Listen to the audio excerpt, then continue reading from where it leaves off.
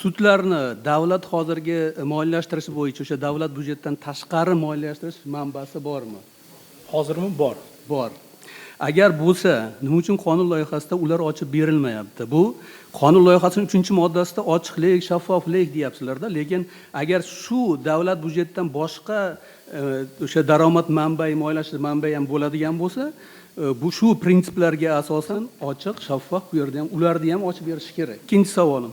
5-moddada aytilyaptiki, navbatdagi yil uchun davlat byudjeti to'g'risidagi qonunni ishlab chiqishda sudyalarni va ularning oila a'zolarini moddiy hamda ijtimoiy ta'minoti uchun xarajatlar inobatga olinishi lozim degan bir norma ketyapti.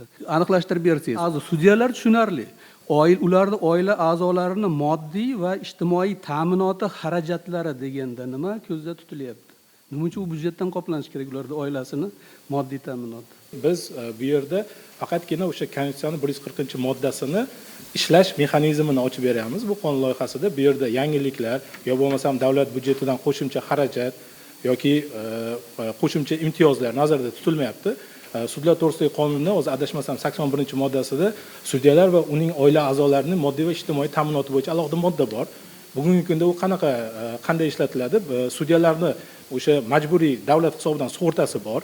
Undan keyin sudyalar o'sha ish faoliyatida yoki mehnat jarayonida unga qanday vafot etsa yoki bo'lmasam oila a'zolariga boshqalariga ko'rsatiladigan sug'urta to'lanib berilgan, davlat byudjetidan to'lab berilgan sug'urta pullari bor.